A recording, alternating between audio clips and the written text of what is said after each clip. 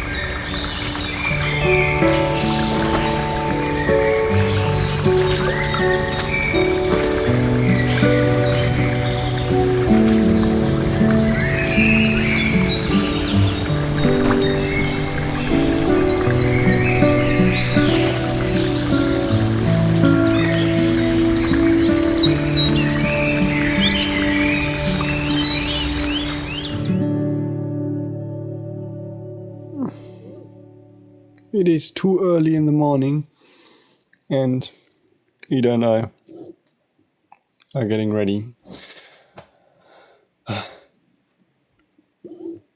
Let's go.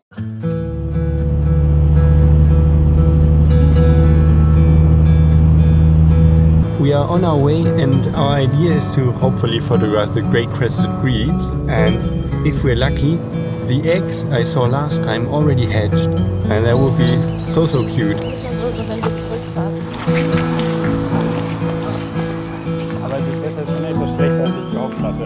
The sun will rise in about 10 minutes, but it's cloudy, so we won't see any of that. But there's a grey heron. Oh, that was cool.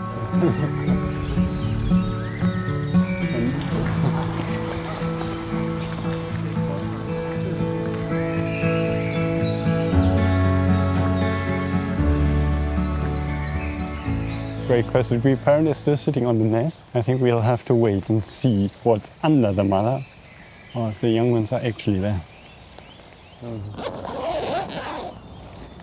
So let's quickly set up the camera.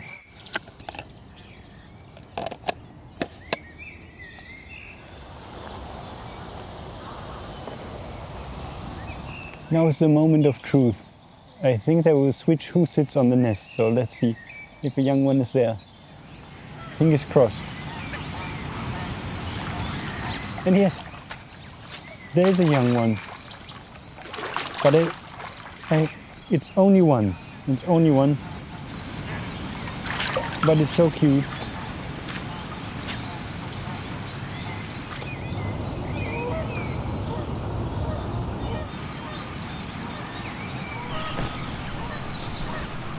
And it seems that the great crested grebe parents, they have like an extra department in their wings for their young ones to sit. Oh, that's so cute. I didn't have time to set up the tripod, but I immediately noticed like the stabilization on this lens is so crazy good. It's not exactly getting warmer, so it's time to put on some more clothes. Every now and then the young one peeks out, so that's always cute. Yeah, and then I want to take some photos, but I also now put on the mic to also make some videos with the 300.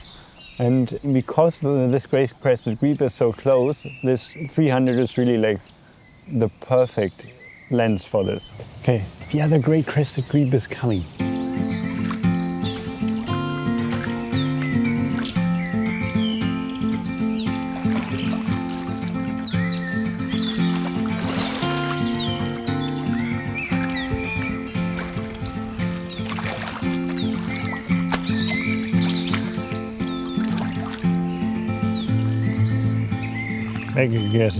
The mother just tried to feed a fish, but it's too big for the young one to swallow. She will have to catch one which is a bit smaller and more in an adequate beak size. Okay, the next fish is incoming, so let's see if that one's small enough.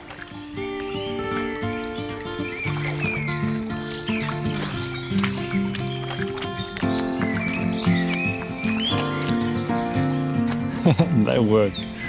That fish was just the right size.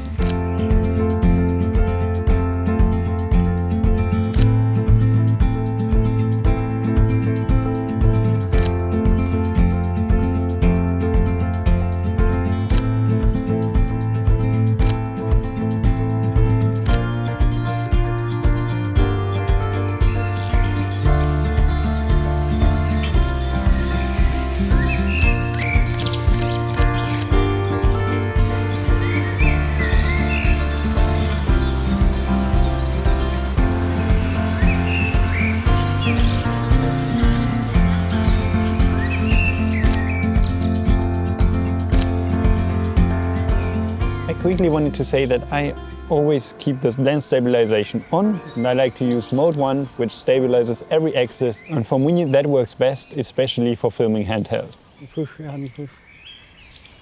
In the next moment, something very beautiful and unexpected happened.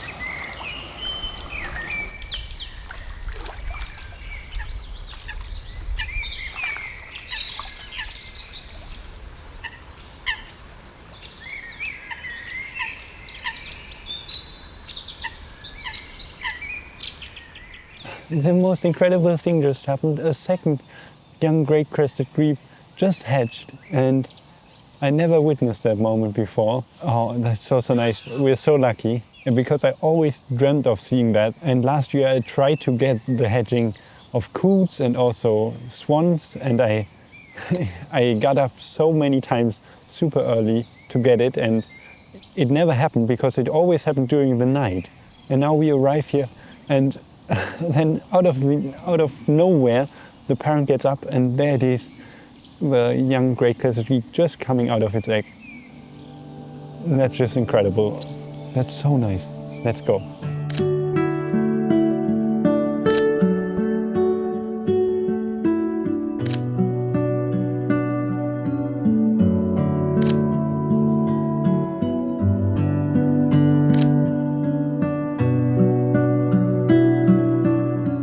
And now to the topic of this video, the 300 2.8. I mean, it just feels so nice to have it in the hand. It's well balanced, it's lightweight, and being so small and lightweight is such an advantage for photographing animals, where you often just like keep still in like the weirdest cranky body position.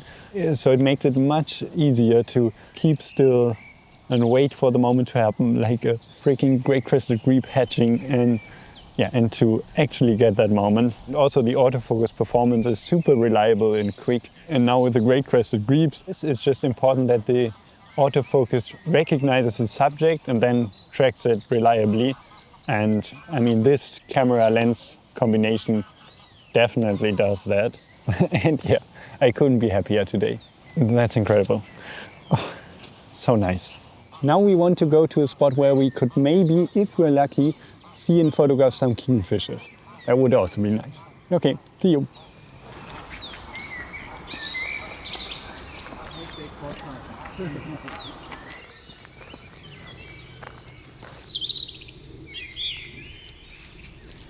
Can you see that? All of the ground is covered in ants, and they are in an alarm state. That's because of what we just saw. And it's so cool. Let me show you.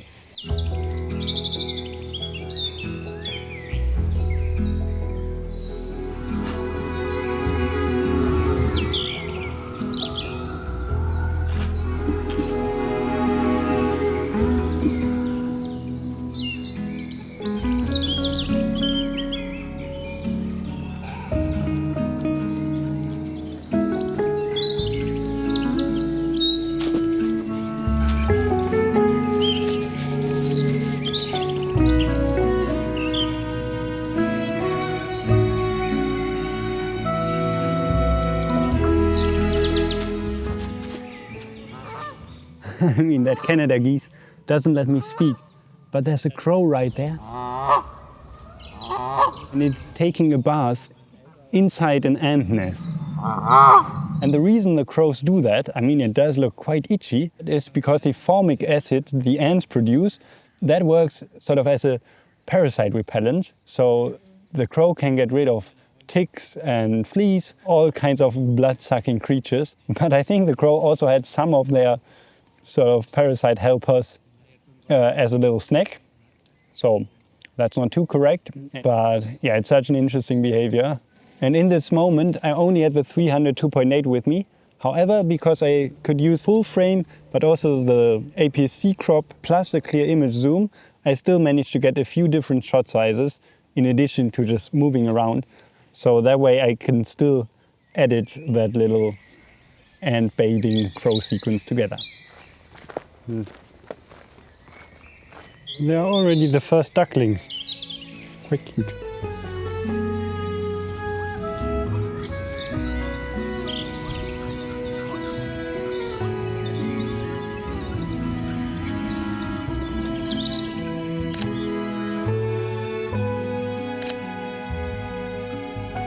There's no kingfisher to be seen anywhere today. We already used our up.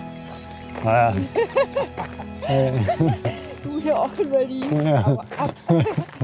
But we already seem to have used up all of our luck on the other spot. Oh, Scoozy. Okay, let's go home.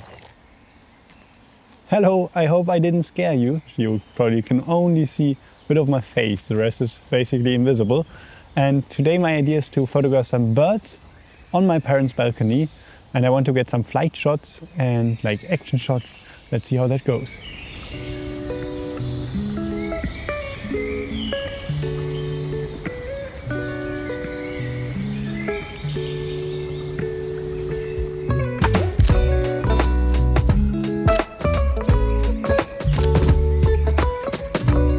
Okay, there's a woodpecker up in the tree, and I hope to get that moment when he flies off.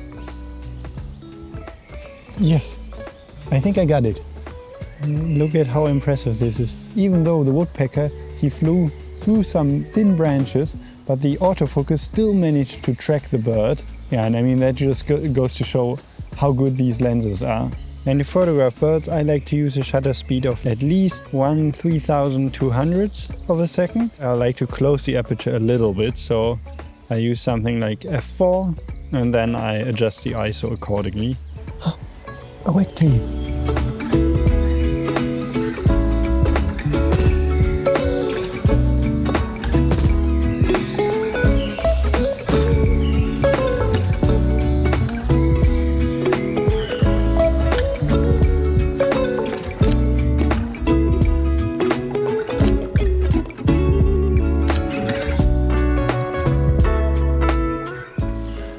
Okay, I think I will stop hiding for today, but photographing birds is so much fun. It's just such a thrill if a bird appears and you look through the viewfinder and you're waiting for it to take off, and then bam, you press the shutter and you get the shot. Yeah, it's just a great feeling, but that's enough fun for today. Now let's get back to editing.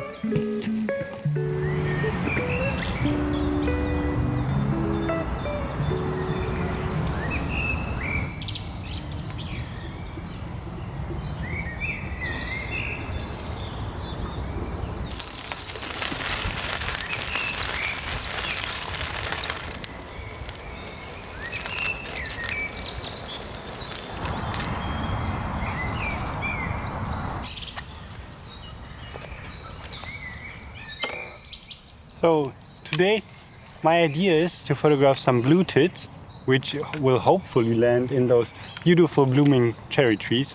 Let's see.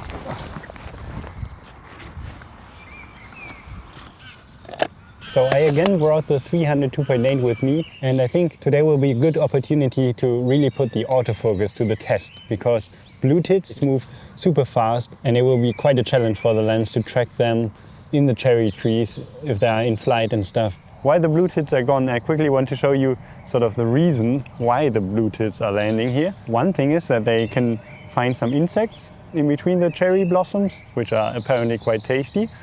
And then up there in this tree, there's a tiny hole, and that's where the Bluetits seem to breed. So that's quite cute. But now we just have to wait and see, yeah, when the Bluetits will show up.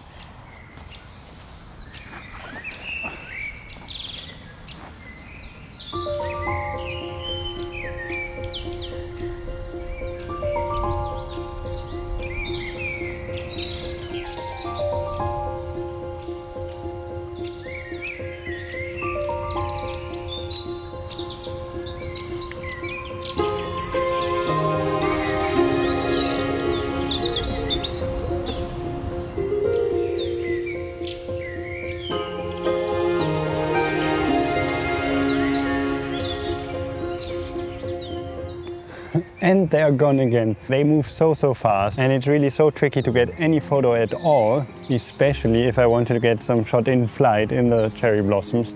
Yeah, I mean, if I spend some time here, maybe I get lucky eventually. Okay, the Bluetits are there again. Okay, no real success. There was only like 30 seconds or something. Okay, I think I can hear the Bluetits again. Gone again, but slowly getting closer. And this is such a beautiful day. I mean, look at it. I mean, the cherry tree is so beautiful. The sun is out, it is warm.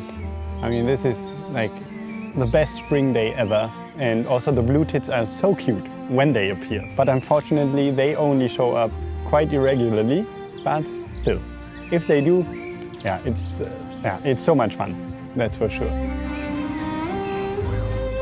Okay, I think I might have a better chance from the other side of the cherry tree, but the Bluetits are there again, so that's good.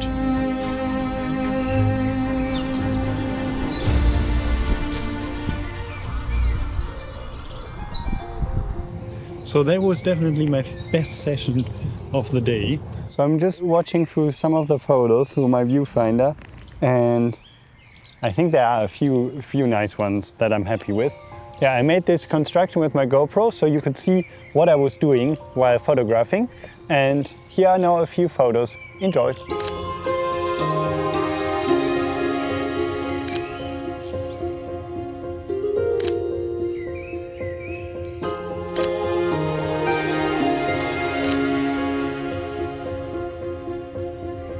You will see me again this evening because I want to try and photograph a very cute animal that I already tried to photograph in my, I think, second last YouTube video, and it didn't work, but I think today is redemption day. So see you then, bye. Here I am again, and now it's evening, and my idea is to photograph a tiny animal which lives right here in this flower bed. And I don't need to make it a secret. I'm trying to photograph yellow-necked mice, and I got a specific idea because I observed that the yellow-necked mice, they like to sort of run from here and then whoop, jump over this part. I at least want to try to get a photo of the mouse mid-jump. So I'm hoping that the mice jump over this exact spot. I got the camera set up, I got it locked onto that position, and now let's hope that the mice sort of come out soon and start jumping. Yeah, I think it's unlikely, but let's at least hope that the mice show up and that we can get any photos at all. Yeah, but this shot would be so nice. Oh, fingers crossed.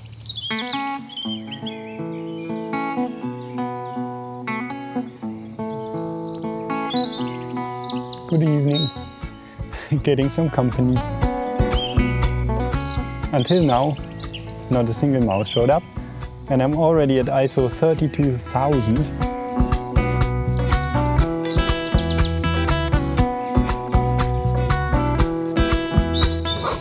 There's a mouse.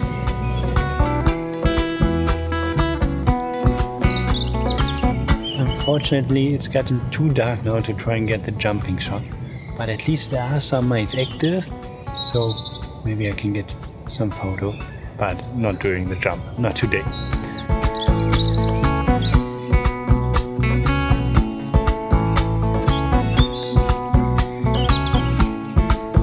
Did you see that little jump it made from that branch? For no reason at all, but so cute.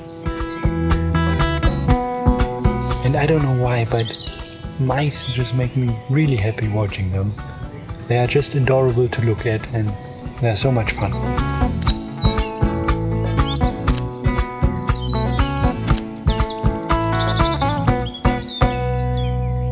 Okay, I think it's slowly time to pack up for today because it's getting really dark now. But even though I didn't get my dream photo, I'm quite happy that I at least saw the mice. Yeah, still a nice evening. Overall, what's most impressive to me with this lens is just how compact and lightweight it is. And that's such a big advantage because my camera bag is more than heavy enough and I'm happy about any weight I save. But also a smaller size is convenient because it also fits into a smaller bag, and especially it's also good when you're actually shooting, that it's easier to keep still and wait for a longer time without getting tired. So that's really like one of the biggest plus points I have. But in addition to that, you get great image quality. Like this lens is really, it's so sharp, and the autofocus works super well. Also when paired with the 2x teleconverter, that also works just fine. And now after 4 weeks of using this lens, I'm actually quite sad that I have to send it back to Sony today.